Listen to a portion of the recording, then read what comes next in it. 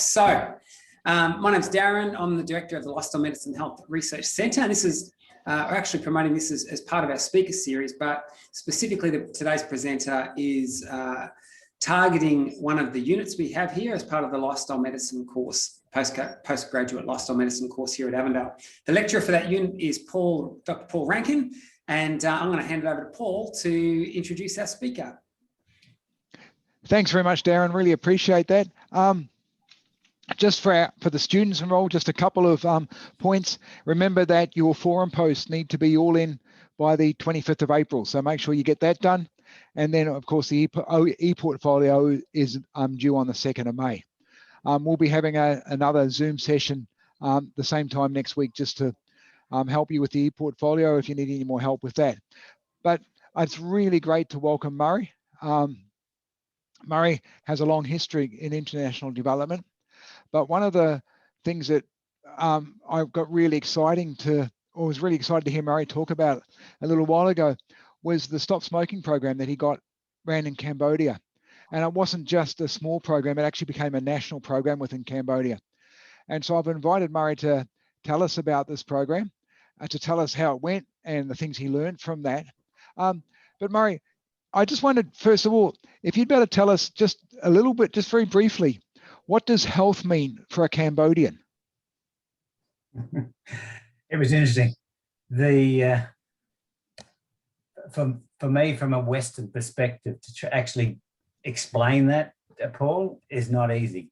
Yeah, because it's probably easier to give you anecdotes of what I observed in Cambodia rather than a definition. And one of the first things was Khmers get really excited when their children are fat and chubby, and they grow up as teenagers, really nice and chubby. And I guess, really feeding them up doesn't matter whether it's on sugar or whatever, but as long as you can get them chubby, then they're healthy. The other interesting one was, I've seen sitting on a sidewalk, a mother with a baby's bottle feeding actual Coca-Cola to a little child. And because it's Western, because it comes from out of the country, then that's equated again with healthy practices. Yeah. I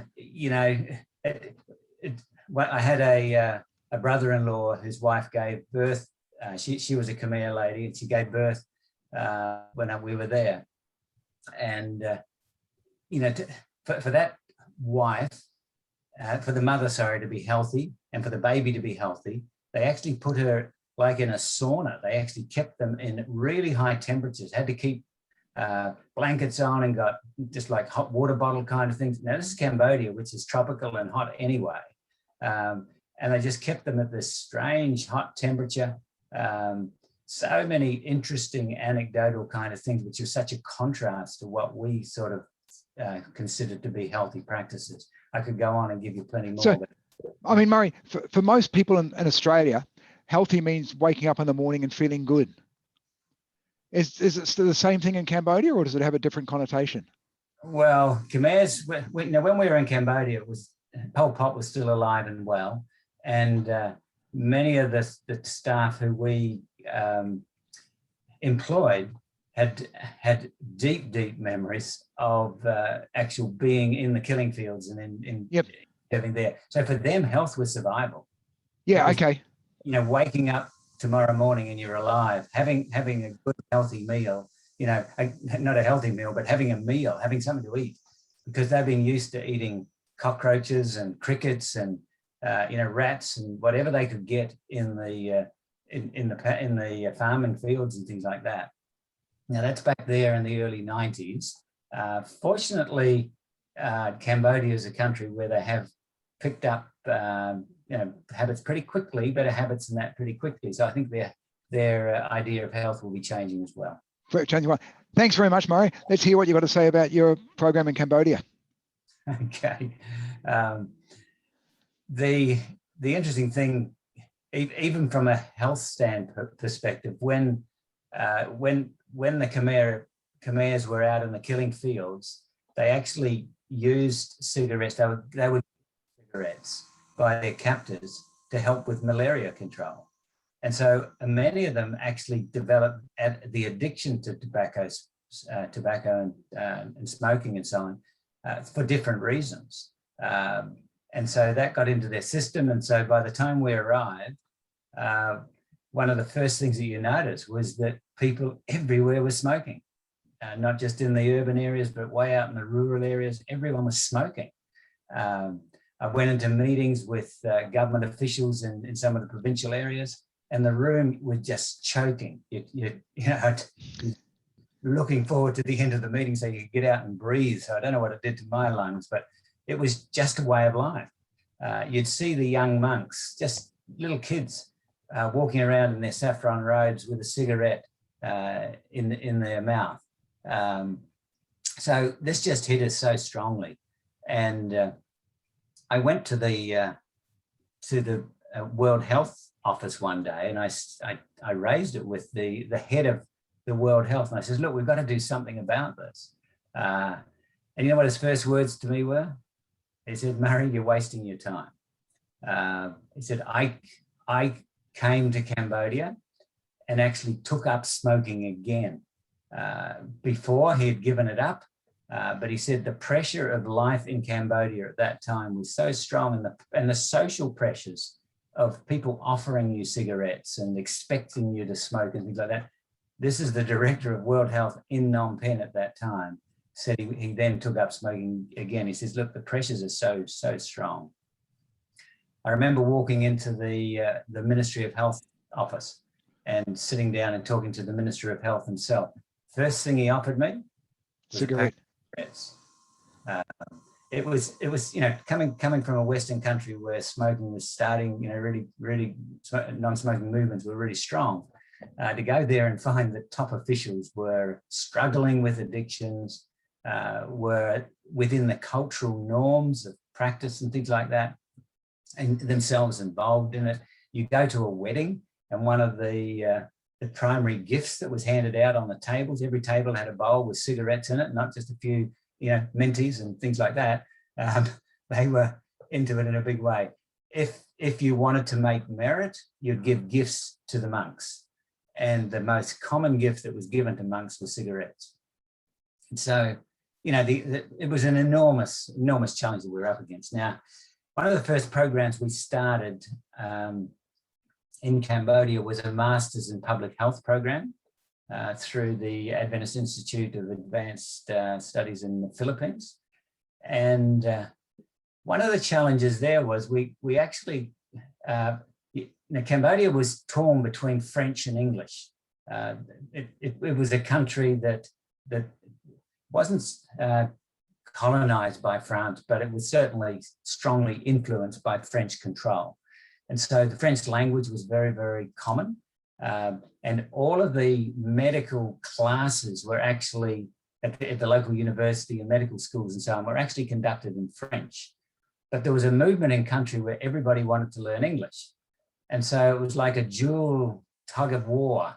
The School of Dentistry was in English. The School of Public Health and Medicine and so on was actually in French. We brought in English professors to help in the course, and so we chose English as the medium. Now, again, there was a cultural challenge between, you know, just from that. We had local language, French language, and English. Now, what was also interesting, if any of you have ever been to France, but tobacco use in Europe, it was pretty high at that time. And the French were not promoting public health so much. They were promoting chemical forms of health. You know, health is achieved by taking tablets. And so doctors were actually trained in that kind of medicine. That was their main focus. And so to bring a public health slant into it was actually a massive challenge at first, but we succeeded. Even though the first cohort of students that we brought in, we actually had to basically sack a lot of them because they got in not on the basis of their ability to pass the tests and that, but they were nominated by other Ministry of Health buddies and cronies and so on on the basis of friendship and so on. So most of the ones who were initially enrolled were probably over 60. They were certainly not the up and going young people that we needed to actually really make an impact within the country. And so, and even their ability to study and things like that, you know, okay, I'm well in my 60s too, but at that point of time, many of them didn't actually have the, you know, the grounding in education to help them through a course like that. So unfortunately, we had to then put those ones aside and then take on a totally new cohort. So those were some of the challenges of even getting basic health training and that up and running. I'm not sure whether you faced those kind of challenges, Paul, or not, but those were some of the earlier ones. Now, one of the first things we did was we needed data. You know, we had the anecdotal evidence that people were smoking, but we needed data. And so one of the first things we did within the MPH program was to actually to carry out research. And I've actually been given some slides from Cambodia, which I'm actually going to be using. They were moving forward before. Is that moving now? Okay, so I'm just going to refer to some of these slides. So just trying to give you a little bit of background there and the context and the history, and then we'll look at some of the activities and the strategy and then results and conclusions from our work there. But I'm not going to go into all of these. I'm not sure though whether you are fully aware of the actual statistics relative to tobacco, but it's an enormous killer. And you know, the diseases that we often think about are not killing as many people as the actual number who die from tobacco, but from tobacco-related deaths. And the challenge was that the problem was in developing countries, but then the tobacco companies then started pushing their products out into the developing world, and Cambodia was obviously one of those countries who got hit hard by that. And so that's where the tobacco companies are really out to make a killing in developing countries like Cambodia. Yeah, so the first thing we actually did was to get survey teams out into the countryside, and that in itself was a massive challenge because the road systems were extremely poor in those days, certainly totally different now when you go back. But they went from village to village, community to community, in urban centre as well as out in some of the rural areas. And just as these are some of the stats which came out of that research, and I can share this. This is an actual paper that was published in the Journal of Epidemiology back in 1998. So I'm actually quoting you research which has been published here. But when you look at the actual advertising, the proportion of when you just go around and count the public advertisements, this would have been done, I think, in Phnom Penh, just about 50% of the advertising was in tobacco. And then over 35%, this is 97, around the 80s there, approximately 35% was in alcohol. So you add those two together, you can see that alcohol and tobacco is what the main advertising market was actually drawing on. The actual graphics now, the one at the bottom there is where you had these beautiful young women dressed up nicely, going around actually giving cigarettes away in restaurants. Okay, just to clients. Anybody who wanted a cigarette, they'd just give them out. You had these massive billboards. That one on the right is a modern one, not an earlier one, because I didn't actually have any pictures of the Marlboro man. He was the main one advertising there when we were in there. But these are some of the challenges we're up against. Murray, sorry to interrupt.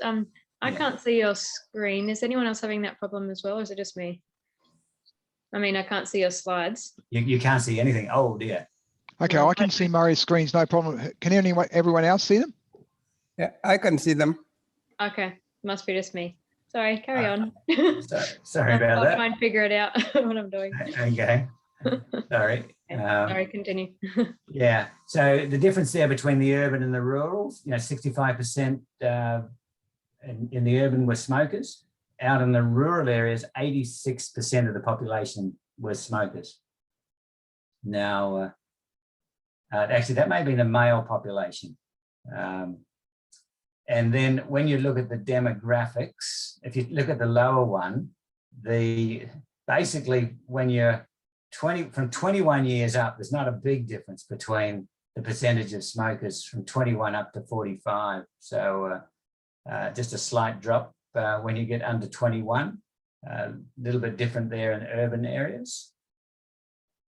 And when you look at the actual income that was being spent on tobacco, 17% in urban areas and 8% in rural areas. The urban one probably reflected the high price of cigarettes in the urban areas, and the rural areas, most of them would have been rolling their own. The years of it, the relationship between those who smoked and their years of education is quite amazing.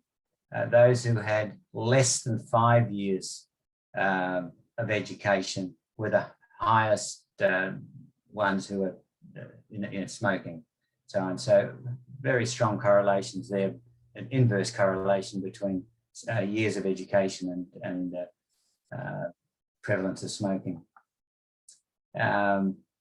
Now, when they were asked this question, who agreed with the following statements, that smoking is bad for youth, yeah, there was more in the urban areas who realized that it was a problem, but when you look, just over 50%, 55% said it's bad. So even from an education perspective, not recognizing just how serious it was for young people.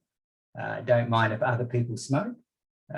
Notice rural areas, no sense of secondhand smoke problems and so on. Quite open to people smoking.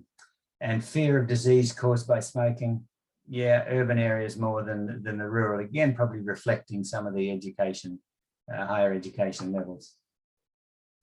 At the same time, though, you had quite a high proportion who said, yes, we want to quit smoking. So they're caught, they're hooked on it. The addictive property of tobacco is so strong. And then there was quite a few who said, yes, we'd be willing to actually engage in a cessation program.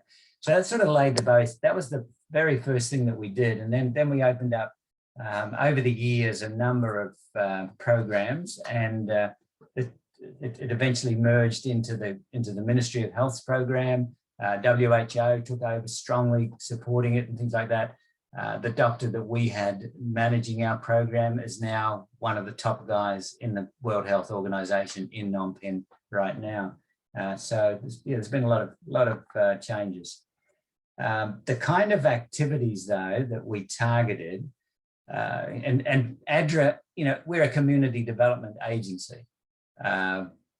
We commonly work with people in their communities where they are. I was heavily involved in water programs, putting in wells and toilets and things like that. When we looked at this tobacco challenge, though, we realized that yes, there were community elements, but if we didn't strike at the legal side of it and the advocacy side of it and highly educational side in a holistic way, we realized we wouldn't get a lot of traction. And so we took it right up through various ministries in different ways.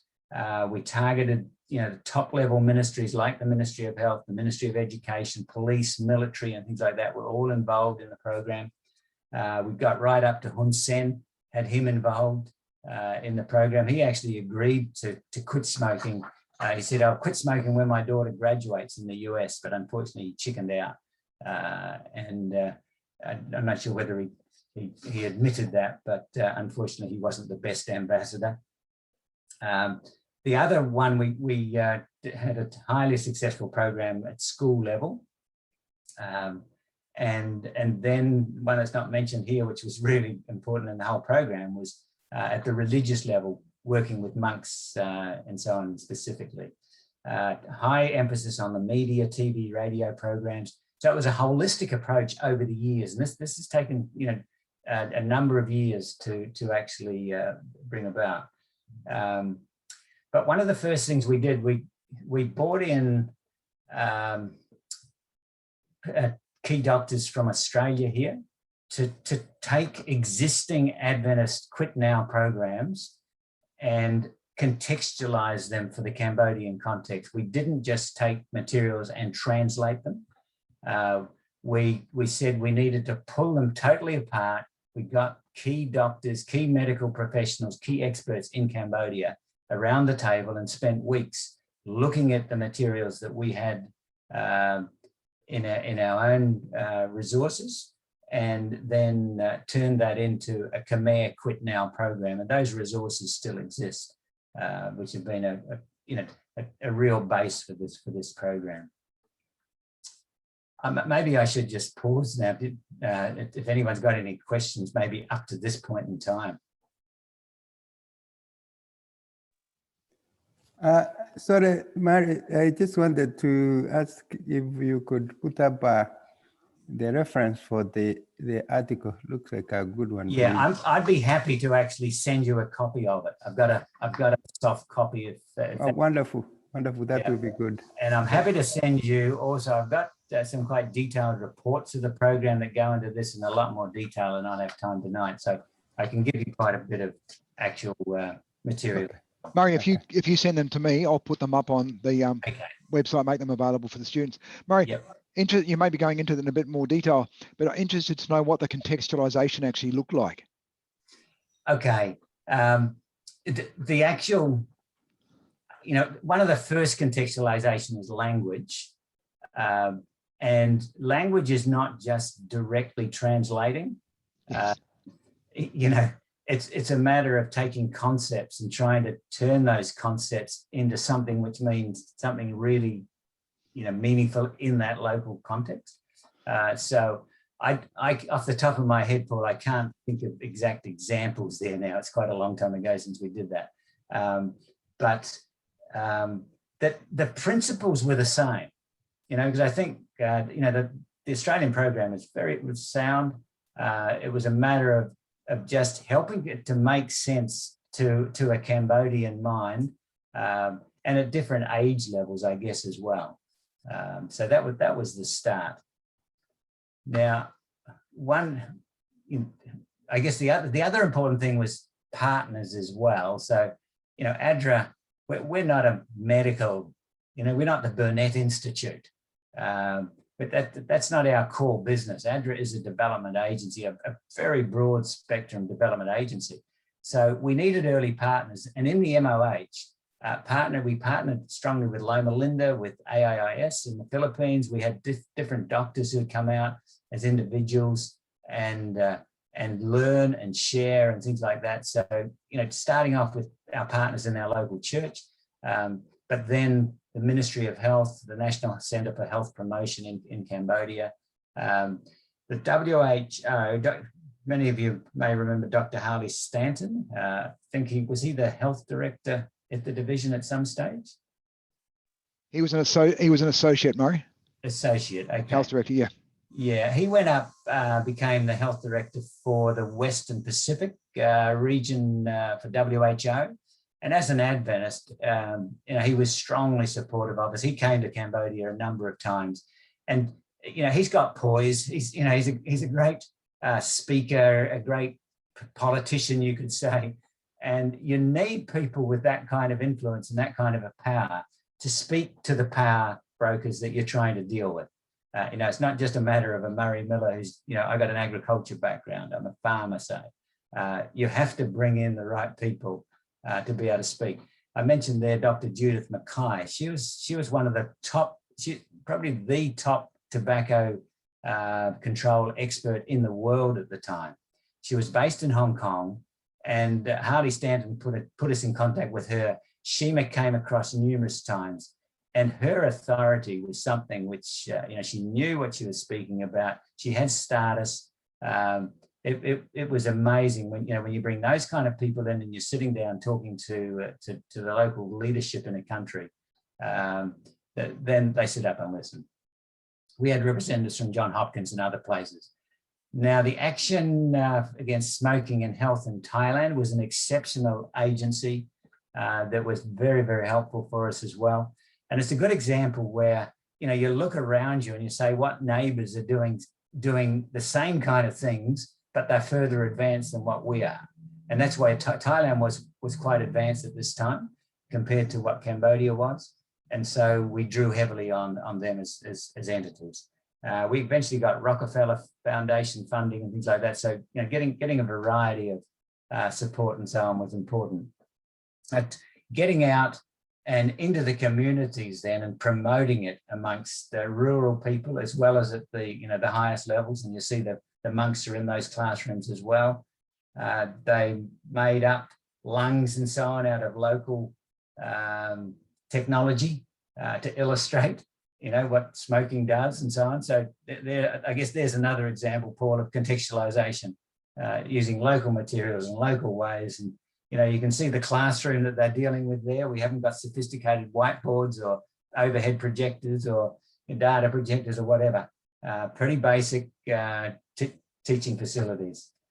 I mentioned before about monks, because of the status that monks have within Cambodia. You know, the population of Cambodia is about 95% Buddhist, and monks are revered, you know, right through Hun Sen, right down, right, you know, the king of Cambodia, Sihanouk, you know, but strong respect for the monks and things like that. And because tobacco smoking was so prevalent amongst the monks, we realized that if we could get them on board with us, then that would be a massive influence. And so we built up friendships with some of the top leading monks, and we started asking them questions what health meant to them. And you know, they said, well, look, just like in the Bible, tobacco is not mentioned in the Bible, and smoking cigarettes is not mentioned in the Bible, but there are principles from the Bible. And so we assumed that there would be principles within the Buddhist teachings which we could draw on. And they said, yes, there were. And so we actually arranged a high-level convention where we brought top monks in from Sri Lanka, Thailand, and the ones in Cambodia, and run a convention and got them to look at their teachings and come to a conclusion of how they could actually promote an anti-smoking program, you know, positive health program that would fight against tobacco using their teachings, and they came up with it. That was like a massive turning point in the success of this program, and that led it opened doors. It led to significant you know, breakthroughs there. There's a picture actually of the Quit Now booklet there, which some of the younger monks were studying at the time. In addition to that, we were able to get sites, and we started off with smoke-free pagodas, and then we went to smoke-free schools, and we're able to convince teachers and you know, the religious leaders in that if their locations could be declared smoke-free, it would actually be a massive help. And so, you know, billboards were put up, and then we got the monks involved in media and got them, you know, talking on television and things like that to help to promote the program as well. You can see, you know, the extent of people who were involved in some of these trainings and awareness programs was astounding. You know, bringing the community together around the world. Was it WNTD, World No Tobacco Day, and get them involved in promoting it and things like that within their own cultural ways was you know, a significant part of the program. Getting out and marching, getting students out, school kids out marching and so on. In these, you can see there's the 3 ADRA leaders there at the front, and I think that one on the left is the mission president. So getting the church leadership involved in this, along with schools and so on, out to the public was a major undertaking. Now, posters were actually developed, and that's one of the ones that was developed with you know, through this consultations with the top monks. And there in Khmer it says, offering tobacco to monks is sinful. Okay, so that was one of the posters that there. And then cigarette smoke harms yourselves and people around you. Again, noticing it's it's focusing on pictures within their local cultural context, getting the leadership there up with those messages, and able to get ADRA's logo on the side as well. Then, the results were astounding. In a few short years, smoking prevalence among the monks was reduced by 13%, and prevalence among community people reduced by 10% in 5 of the target provinces that we were focusing on. Buddhist temples, Ministry of Cults and Religions declared smoke-free. So, that was a major breakthrough in the earliest stages. The reduction of offerings to Buddhist monks, developing a national curriculum around public health messages and so on, religious and cultural events smoke-free, and the workshops that I mentioned. The other thing that, again, coming to legislation, the Framework Convention on Tobacco Control was adopted by WHO back in 2003. Now, we were able to get the Cambodian government in 2004 to actually sign on to that and then to ratify the treaty in 2005, which is actually quite amazing when you think of the, we started the program back, I first went to Cambodia in 91. The research was published in 98. So, it's about 10 years, I guess, of work, then eventually led up to the government signing these level conventions. Sub-decrees and advertising ban, in restaurants, and butted into taxation, got warning labels, tobacco control laws and things like that. Eventually then you got the male smoking rates down to 33% by 2014, from nearly the 70% there in the mid-90s. So those were some of the results, and just our conclusions there around advocacy. Vital to get the awareness raising, building on the leaders' influence and support, getting the media coverage, doing the research, and then celebrating. The number of celebrations that occurred in schools and pagodas and ministries and so on was quite significant. Now, I've also just picked up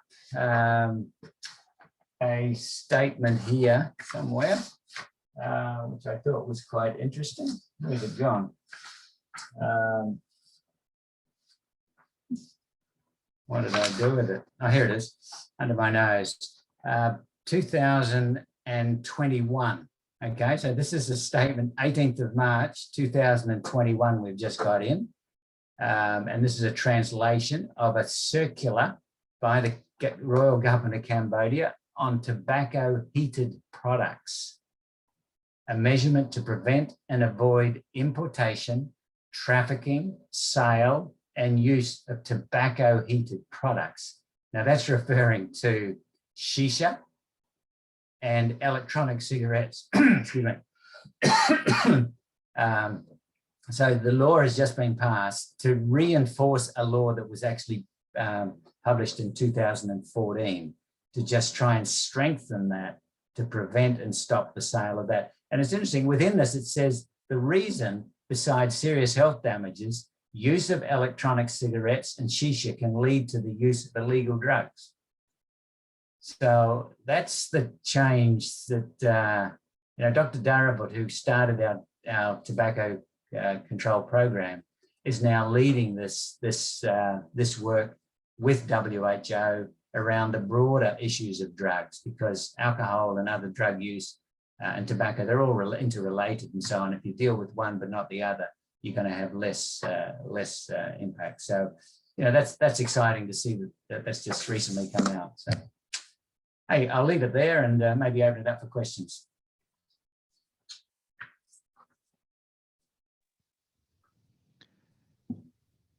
Murray, a question I've got is, how did you go about getting funding in the initial stages?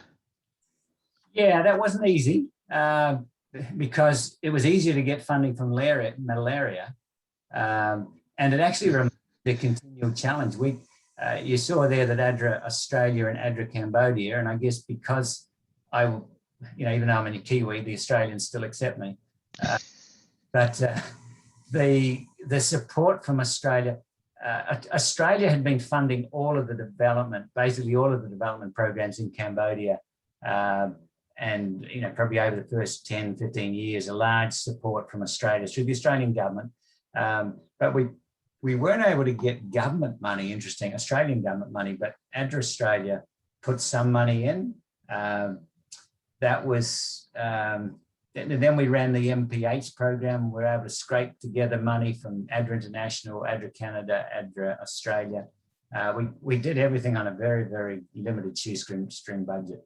The church paid for the fares of, was it Terry Butler who came in? Yeah. Sure.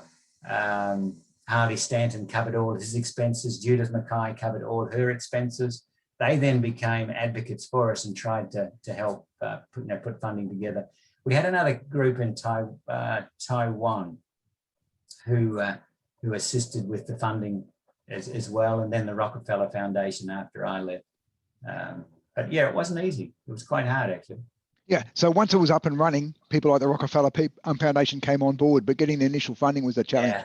Yeah, it was really, really hard to get up and running. Yeah. Right. Who else has got questions for Murray? I just want to say how amazing the results are from what you've done over there. Surely hasn't gone to waste, all of what you've done, and it's a long-lasting legacy that you've left there, and probably keeping hundreds of people alive, thousands. Yeah, and Mary, how long were you? How long ago did you leave Cambodia? I left in 2000. I was there for just on 8 years. Yeah. And thank you. And are you aware of any follow-up study to see how those trends are going? Yes, fortunately, the program didn't stop when I left. Wonderful. The team in Cambodia have followed up strongly on this since.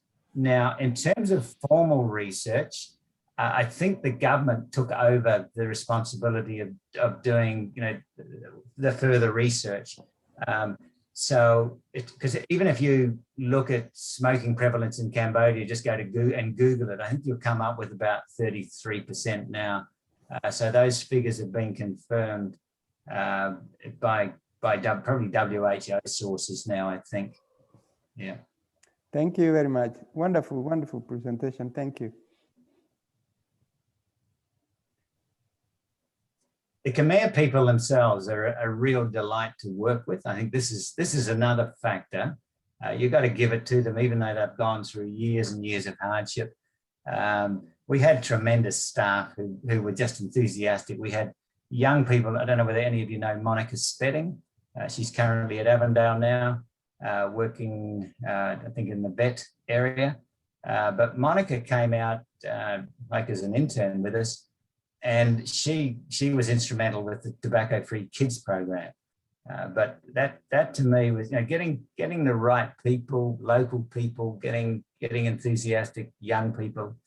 Colin and Kim Radford were the ones who helped us with the MPH program. Colin is an exceptional person. He's spent years in Madagascar now. He and his wife moved to Madagascar years ago and still there. But yeah, getting the right people on the bus is so important.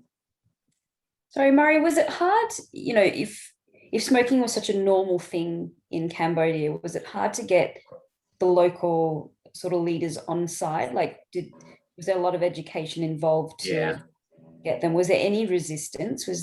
Was that difficult at all? Yeah, it was extremely hard at first, extremely hard. And it took a lot of persistence. It's nice giving a 30-minute presentation now and sort of going A to Z. But those early years were discouraging in many ways. It was difficult.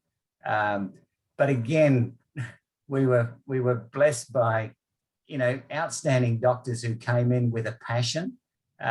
This Judith Mackay that I mentioned, she was just an inspiring person herself. So when you were feeling down, these kind of people would lift you up and things like that. and they would be able to talk to doctors and just have that extra influence as well. Like getting a cohort of doctors through the MPH program was really, really important, because those doctors then went into key positions within the Ministry of Health. And so it took just about like a generation change to some degree. You had to move the older ones out, bring some of the newer ones in that actually then had the impact. But interesting, I mentioned police and military. Those were, it's interesting, once you get one or two key people with that kind of mindset, it's like, sometimes we say dictatorships are bad, but dictatorships can also be used in a positive way. Now, don't quote me on that, will you? Once a general says you've got to stop smoking, then that, people will sit up and listen. And it's a little bit like getting a head monk, to say the same kind of thing. It's that kind of culture. So there was cultural interfaces there that once you made those breakthroughs, then it sort of was an acceleration of support. Honestly, though, one of the biggest challenges was the tobacco companies themselves. They saw what we were doing. They realized that we were going to, impact their business and their bottom line significantly. And they started smear campaigns. They started attempting to recruit staff from us and offer them quite lucrative jobs. They actually set up development programs. You won't believe this, but they set up agriculture programs in rural areas to support farmers to grow tobacco, plus other things. We actually had certain fear. There was some physical fears at stages that they would do something that could actually be, dangerous to people's lives. It was that kind of cutthroat kind of mentality. So yeah, it was tough. The British American Tobacco Company is ruthless. And that was international pressure as well as local? International pressure with the local, in the local context, yes. Yeah. And did people assist you with that, or do you just have to work that through yourself? Well, again, this is where people like Judith and Harley, and then when we got other, local doctors and things like that to support us. But yeah, it was difficult. Murray, did you start out with a grand scheme of how this was going to work, or was it something that you learned and you developed and changed as you went along? Yeah. It was something that it was just too big to really try and sit down, conceptualize and say, this is going to be our project from point A to point B. We sort of had ideas, and even as I put up the the areas that we focused on, it wasn't as clear as that from the beginning. We stumbled our way through, I'll admit that. Yeah. Sadina's just asked a question, texted it here. Did you ever feel like giving up? No, not no. Because I don't know, there was fire in my belly personally, and I had staff who's were really fired up on it as well. And we believed in it, totally believed that if we could make a breakthrough here, this would be a significant benefit for Cambodian people. And the fact that even that early research, when it says that 60+% of people said we would join a program, or we would like to quit, we realized that they were hooked. And so many of them were smoking, excuse me, against their will. And so I guess that, that's the challenge of drugs, isn't it?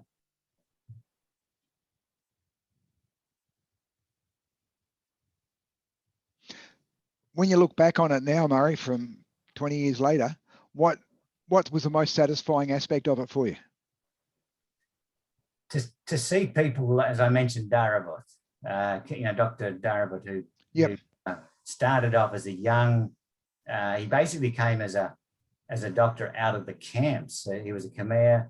I don't think he even had official degrees, but he called himself a doctor.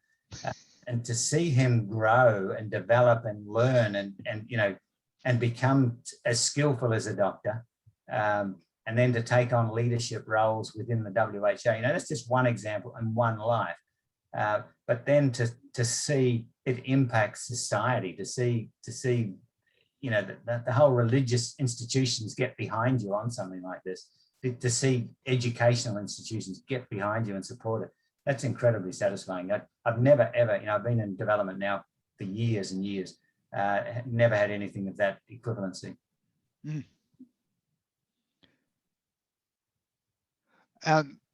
Merit has asked, would you take on a similar project again?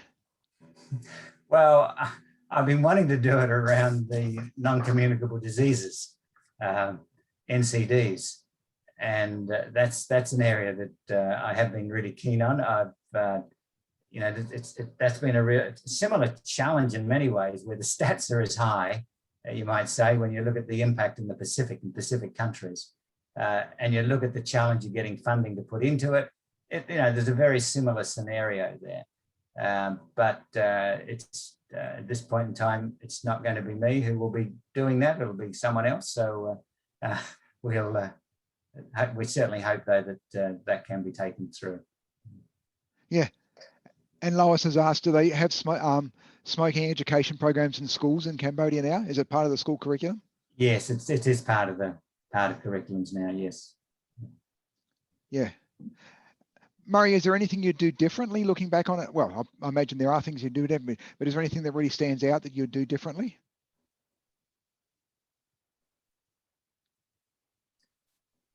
What I've, I guess from an ADRA perspective, we've always been, wanting to be professional and to do things in professional ways, and haven't always valued the church's engagement with us in it, even though in this instant, we did rely heavily on, for example, like I mentioned, Dr. Terry Butler from here at the church in Australia and Loma Linda and things like that. But I think I may have tried to seek deeper ways to do that, and to try and bring the church along stronger, so that, as a church, we've got phenomenal teachings, but so often our church membership doesn't value, the actual teachings that we have. And we've now gotten behind, in some respects, across the spectrum of, preventative health and lifestyle as a medicine. And I'd see it, we as ADRA, we maybe could have had a deeper influence even on helping the church, to see it as a ministry in itself and not just as a means to an end, because the church in Cambodia was very happy to engage with ADRA as long as we, would be helping them to get baptisms. But the challenge is how do you serve for Jesus, and that not being a bait. It's not like we're doing this tobacco control program so that people will know Adventists and then join Adventists and so on. We're doing it because they are human beings who really need a holistic approach to life.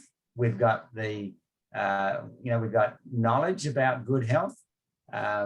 We haven't learned how to link the spiritual into the physical in a way that is as beneficial and convincing. I think there's certainly, we're making great progress in that. But I think that's one area that, when I look at what Darren's doing these days in that holistic approach, we weren't looking at it in the same way like then. It was still segmented, the spiritual and the physical and so on was segmented. Yeah, you can still pray. It was God who, it was his wisdom, it was his spirit who made that work. But, to really bring a holism into it, I think we've still got a long way to go from an ADRA perspective anyway. And maybe as you look across from a church perspective in both sides of the divide there. Yeah, thank you, Murray. Murray Matthews asked, smoking is a big issue in our Aboriginal community. Is there anything ADRA can offer to help us make a start? Yeah, I believe the principles, I think if we looked at the principles of success that we've had here in the Khmer one, and I do think there would be a lot of learning that would be applicable. Obviously, we've got to be careful in making the assumption that the Indigenous context is the same as, say, the Cambodian context. There's major differences. But the principle is there, understanding the context, get the thought leaders, get the influencers on board, get the people who are seen to be something in their community on board with you, and work through those means. And I believe it could be quite astounding. I think the other thing with the Indigenous communities is the interrelationship between substance abuse, whether it's tobacco, alcohol, drugs, sniffing, etc. All of those are interrelated, and so how to be able to help in a holistic way, I think, is really, really important. Yeah. Thanks, Murray. And Matthew's asked again, does ADRA have any programs in Australia? We have numerous programs throughout Australia, but not in the smoking cessation. We've been doing very little with Indigenous, and it's on our strategic intent to try and move into that space. But so far, we've been, in some respects, held back because we've got like a relief mentality where we're trying to bring the church on board, but it's easier to look at, giving people some food rather than getting into some of these deeper societal change programs. It's easier for us to do it in Cambodia than it actually is to do in Australia. And I could take another lecture on that one day, but it's a challenging context. Yeah. Does anyone else have any questions they want to ask Murray?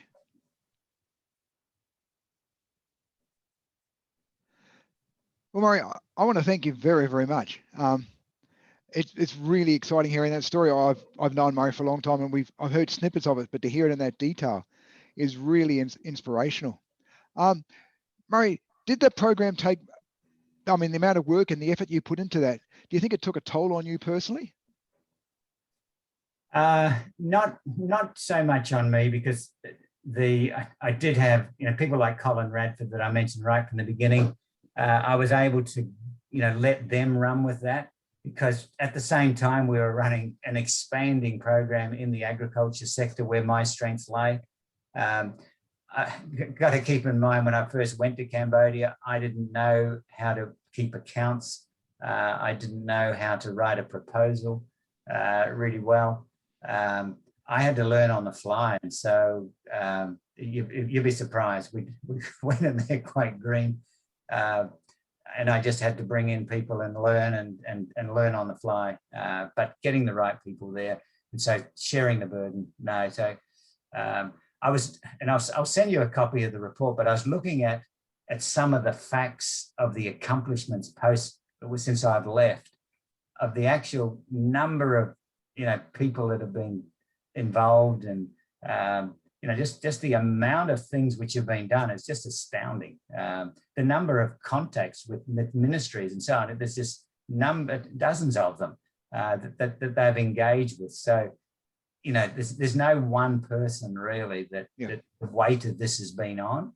Mike Swizo, the country director in Cambodia, has been, I employed him right back in the early, when I was in there, and he's been country director for a number of years, right through to the present. And so having that continuity, he and Anne Swizo, his assistant, they've both been towers of strength in this space as well. So yeah, that's been good. Thanks, mate. Katarina's just put a question up. Did the smoking program have a dramatic effect on tobacco advertising? Yes. And that's where they've got advertising bans now. You've got graphics on tobacco products and things like that. So that's all now in place. They still have advertising. I'm not saying it's zero, but it's certainly, the proportion has been reduced significantly. Yeah. Murray, thank you very much. Our time is up, but I really, really appreciate you.